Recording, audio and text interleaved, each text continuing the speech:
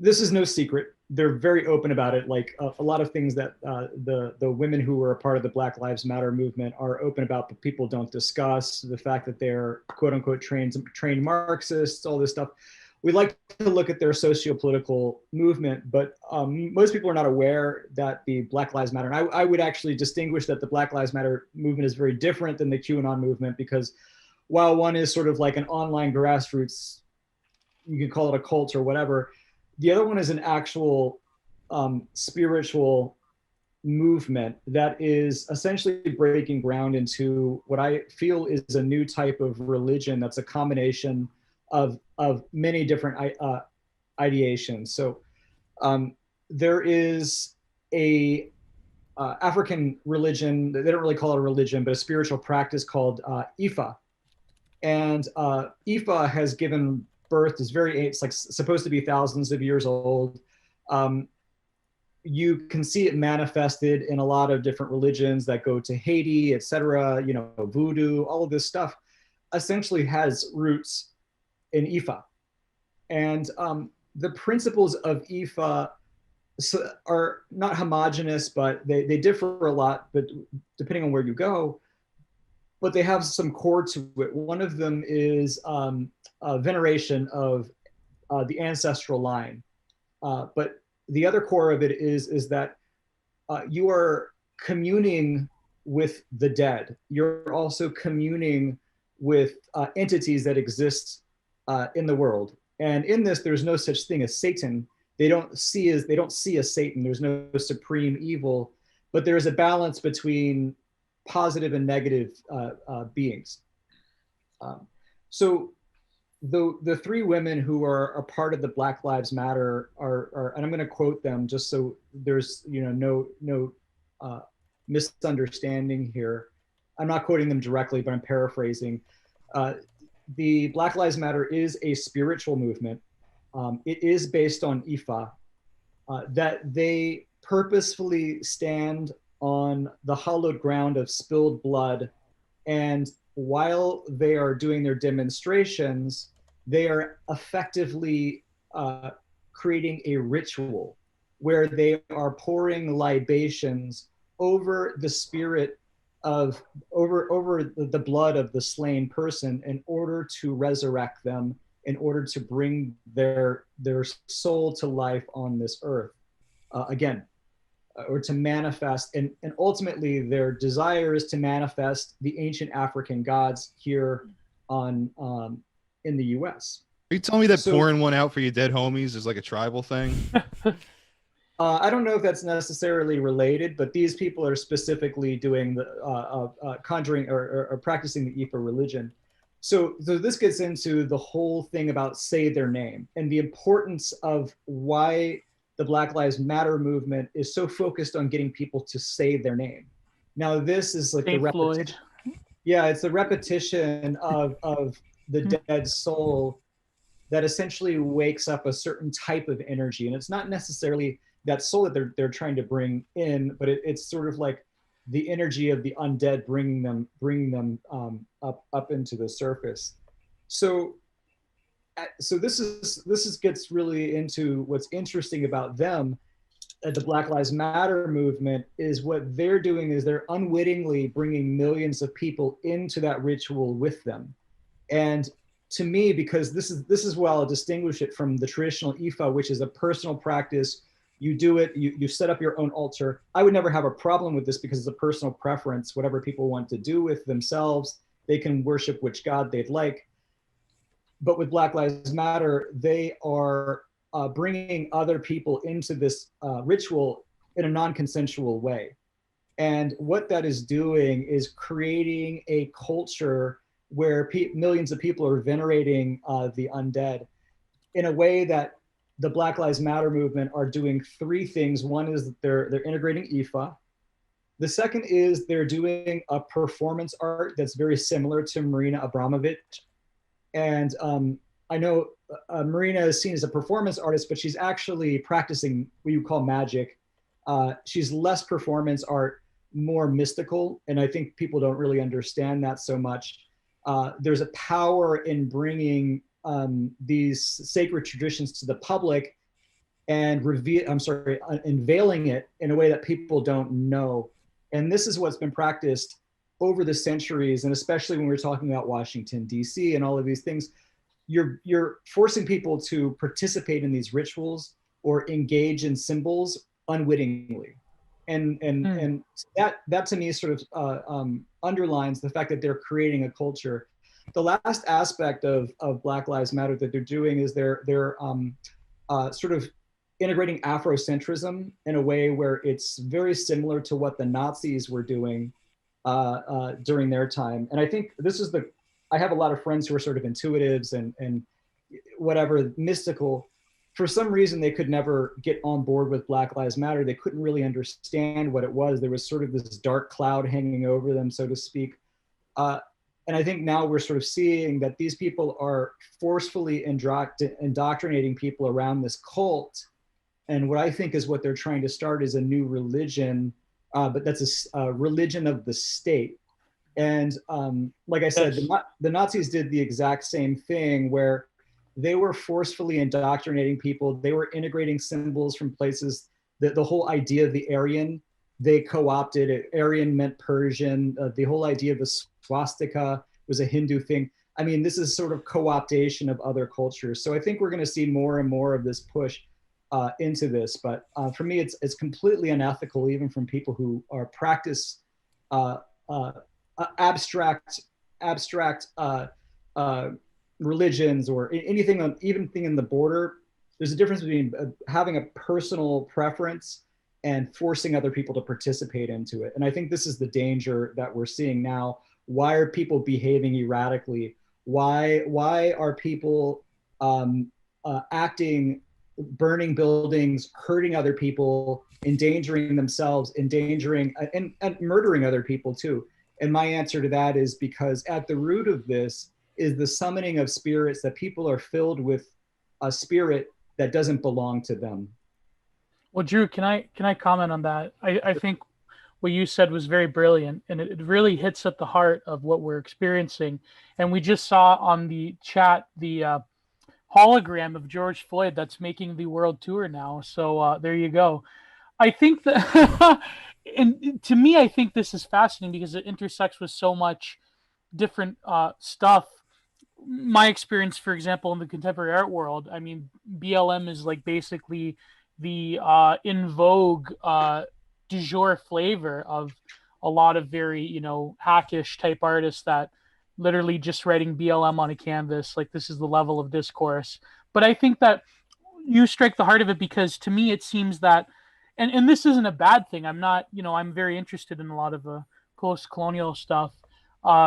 When you invoke, for example, the notion of intergenerational trauma, and this is what the sort of the materialistic post-new atheist anti-SJW like Twilight crowd, that they don't get this. They don't understand that they're invoking a metaphysical claim when you talk about things like intergenerational trauma. Because if you look at, for example, there was this leader of Black Lives Matter she was, again, another Dolezal type. She was pretending to be black, but she was a Jewish woman. Sorry, I shouldn't have said Jewish, but yeah, that can get into a lot of heat.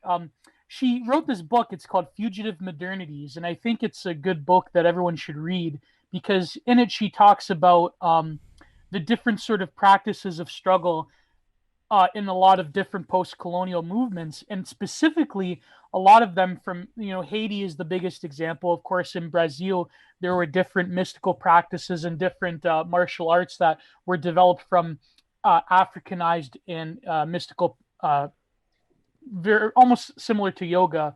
Capoeira. Yeah, the capoeira. Yeah, they were developed specifically to resist colonialization, to resist the colonial other, and to sort of empower, almost like a ghost dance. Like the ghost dances were similar, but that, of course, is the North American indigenous people. But throughout all of these different practices, you see this almost weird postmodern politicized recourse to more ancient pagan forms of ritualism and belief that are very specific to certain peoples. But now the reason I say they're postmodern is because they're decontextualized and brought to America to African Americans who don't have ancestral connections, or rather their ancestral connections were severed to a lot of these practices. And you also notice this goes with what I'm noticing, this increasing hostility and towards Christianity, because Christianity is seen as the religion of the colonizer. And you have the very stupid, discourse on Twitter of these same people that brought us Christianity are the people that put us on the boat and stuff like that. And so to me, this goes into the aesthetics of it, of the iconography of Black Lives Matter, of putting the icons of Saint Trayvon, Saint Floyd, all of these people on the walls of various cities while they're burning in the background. It's a lot of occultic forces, and to me, I don't think that this is. I mean, of course, I think it's a bad thing because, like you're saying, they're misleading people, and they're taking sort of mythologies that don't belong to them, and they're forcing people into this mindset. I mean, even the people that are their quote unquote allies. There's a stunning video of this procession of people carrying the Black Fist of Liberation. I don't know if you saw that, Drew, on Twitter, but there was this video where it's like this 12-foot tall Black Power fist that people are carrying, very symbolic of ancient pagan rituals. And to me, I think this releasing of energy, this is what we're seeing, but it's coming out in a hyper-politicized, secular Gnostic form in a lot of ways. A lot of secular Gnosticism is going on right now, this sort of pull towards liberation through woke politics. And this is something that, unfortunately, a lot of conservative discourse is terribly lacking, because they think that these people are just Marxists, and a lot of them are just Marxists. But I think if you actually read what they're saying, like Drew, the research that you're doing, this stuff is very fascinating, and it also intersects with the art world, because the art world right now is really going nuts over this neo-pagan symbolism. I mean, you could go and we'll save it, but I wrote this long form about this gallery that has a lot of similar themes of the terrible mother archetype. It was called Abortion is Normal, but they also had to shoehorn in the race politics. If you look up the gallery Abortion is Normal, I did this long critique of it, but essentially you have the same theme of the terrible mother coming and consuming the child, the fertility goddess that gives life but also takes life away to her children. And I think these forces, I don't know, the primal chaos is being unleashed, and not in the stupid psychologized Jordan Peterson way. I mean, actual discordance is coming. And sorry, I'll cut myself off right now. But yeah, I think there's this might be a bit of a stretch, but I think there's like you say, with the sort of neo-pagan revival with Black Lives Matter, there's some sort of phallic imagery associated with it as well, perhaps subterraneanly. I don't know, like the Black Fist, to me, especially when I saw that giant 12-foot Black Fist being paraded through the streets, it total phallic worship. Yeah, it's phallic imagery, and that again is of course sort of like. I'm trying to find a picture of it right now. For some reason, it's not being brought up. If anybody has that picture, go into our Discord btr-chat. Big occult energy. Big. Yes. yeah, huge. Yeah. But also Disco Orpheus, since you are, I believe, more in the paganistic side, do you see there being a connection there? As well as there being a differentiator where certain aspects of paganism you would go for, but other ones there would be enough of a morality at play to reject, and to know what you would put in the category of being good or closer to the idea of do unto others as you would be done unto yourself, and those that are much more destructive. So I'm curious if you can comment on that.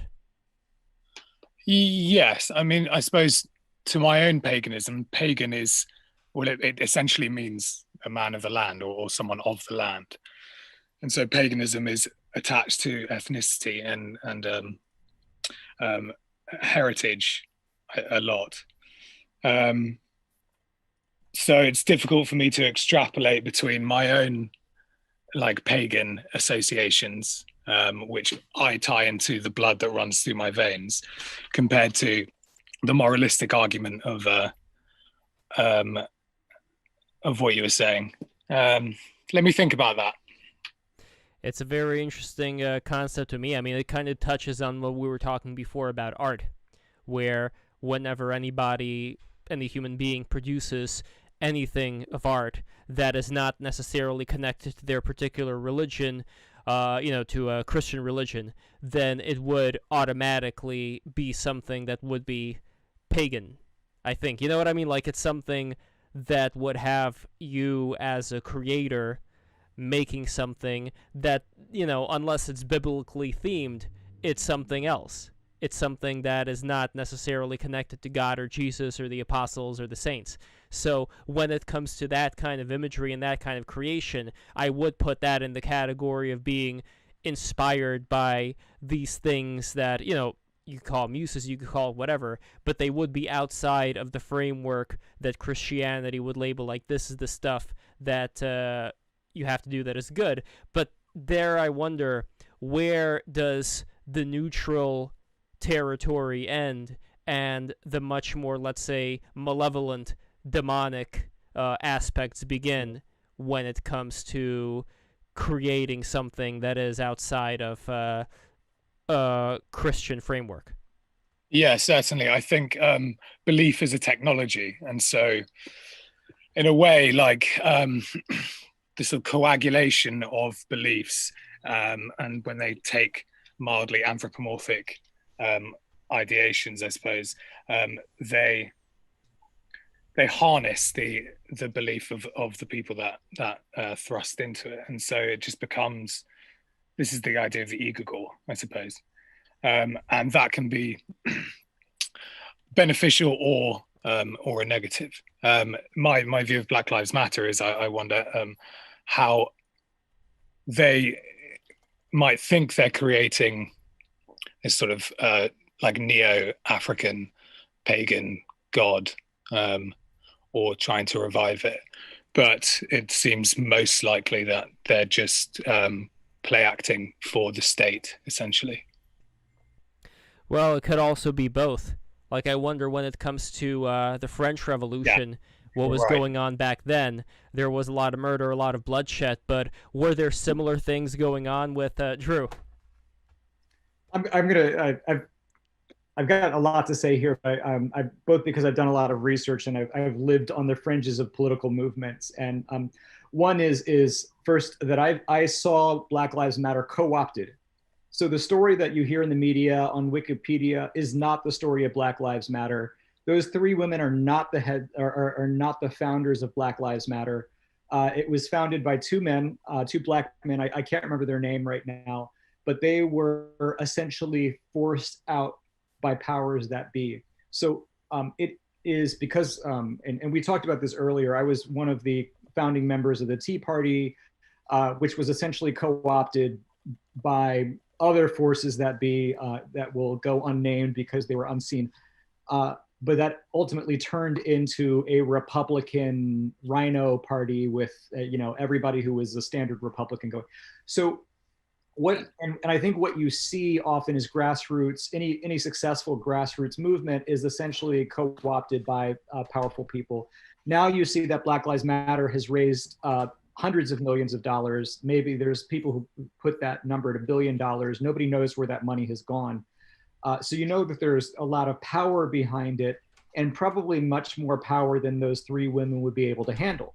If you can imagine those three women handling more than $1 billion or hundreds of millions of dollars, that's unlikely.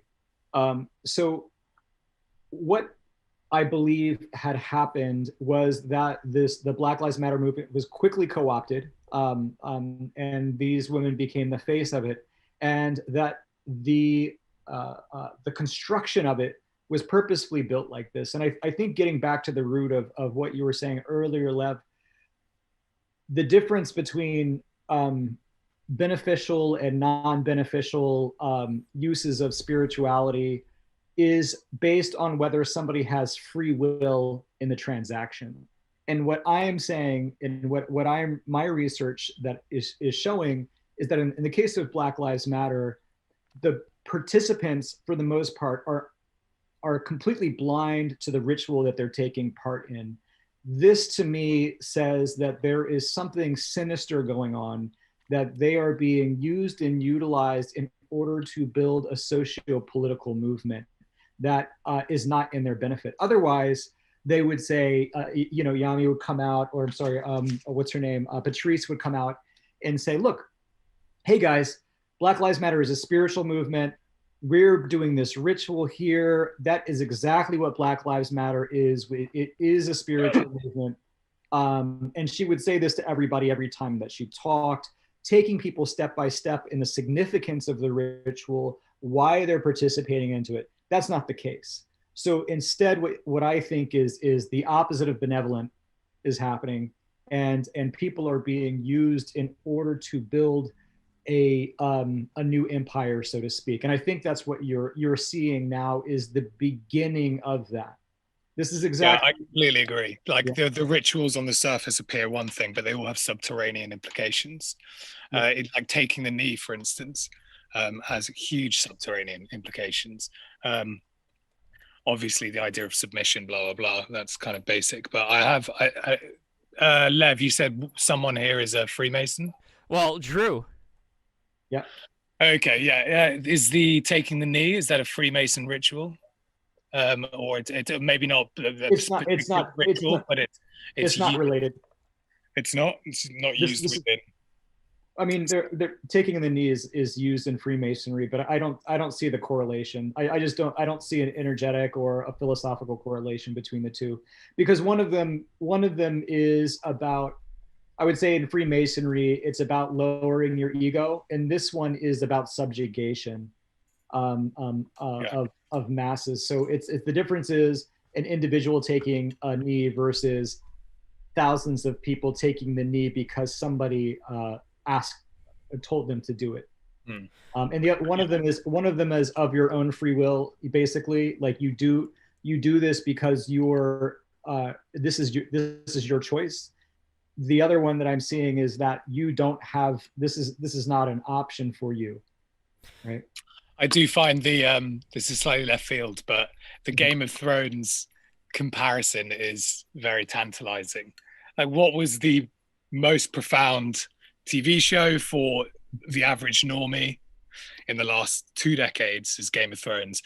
And, bend the knee, take the knee. And it's it's very ironic.